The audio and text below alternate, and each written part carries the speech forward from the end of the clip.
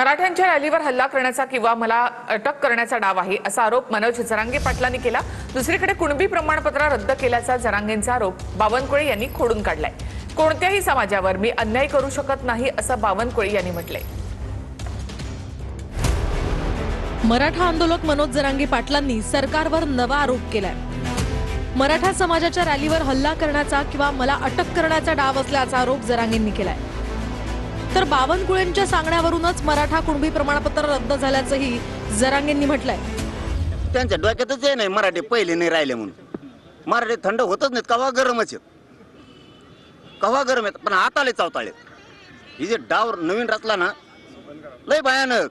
आत्ताची पोझिशन सांगू तुम्हाला, आता एवढ्याची 4 घंट्यात मला हे रात्री कळालं होतं, पाठ 5:30च्या टायमाला पाठ, की देवेंद्र फडणवीसांनी सगळे डाव करून बघितले।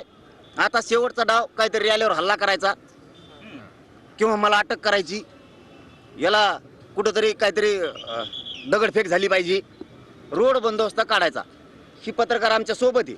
धाराशिवच्या बाउंड्रीपर्यंत रोड बंदोबस्त होता, तिथून पुढे रोड बंदोबस्त उठवला। मला रात्री कळायला सकाळी यशस्वी झालं। मी खोटं कधीच माहिती देत नाही।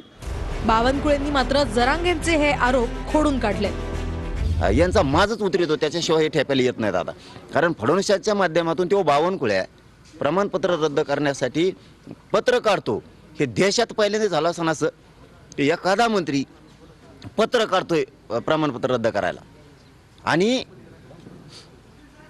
संभाजीनगरचे प्रमाणपत्र रद्द करायला तिथल्या समितीने अहवाल दिलाय की अर्जदाराला या व्यक्तीला कुणबी प्रमाणपत्राची व्हॅलिडिटी देण्यात यावी म्हणून जात पडताळणी समितीनं। तरी शिंदेच्या त्या शिरसाटच्या सांगण्यावर मराठ्यांचं वाटोळं केलं। यांच्या डोक्यात हवा गेली, हवा।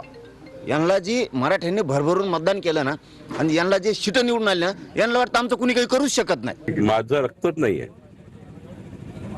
जे कोणी माझा आरोप करताय त्यांना लखलाभ आहे। माझा स्वभाव नाही कुणाच्या विरुद्ध वागण्याचा, कुणावर अन्याय करण्याचा, आणि त्यामुळे मराठा समाजाच्या बद्दल कधीच माझ्या मनात वेगळी भूमिका नाहीये। कारण मराठा समाजाच्या फारच जवळचा मी आहे। तसं ओबीसीच्या घरातला आहे, तसा मराठाच्या समाजातला घरातला आहे। खऱ्या अर्थाने मी कधीच कुणावर अन्याय करू शकत नाही, हा माझा स्वभाव नाही। त्यामुळं कोणी माझ्यावर असं बोललं त्यांचा लखलाभ आहे। दरम्यान कुणबी प्रमाणपत्राबद्दल राज्य सरकारकडून काय स्पष्टीकरण देण्यात आलं तेही पाहूया। राज्य सरकारनं 2,96,246 अर्जांची पडताळणी केली। 2,60,000 कुणबी प्रमाणपत्र वैध ठरवण्यात आली। कुणबी प्रमाणपत्रासाठीचे 219 अर्ज नामंजूर झाले, तर 10,843 अर्ज अद्यापही प्रलंबित आहेत असं सरकारच्या वतीनं सांगण्यात आलंय। कुणबी प्रमाणपत्रांवरून आक्रमक झालेल्या जरांगेंनी आपण एकनाथ शिंदे आणि शिरसाटांचे फोन उचलत नसल्याचा दावा केलाय।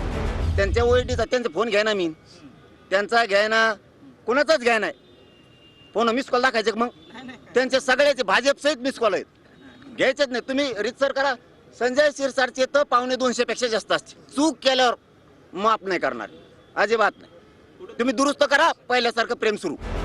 दुसरीकडे जरांगेंच्या आंदोलनामुळे सरकार झुकलं तर आम्हीही रस्त्यावर उतरू असा इशारा ओबीसी नेते बबनराव तायवाडे यांनी दिलाय।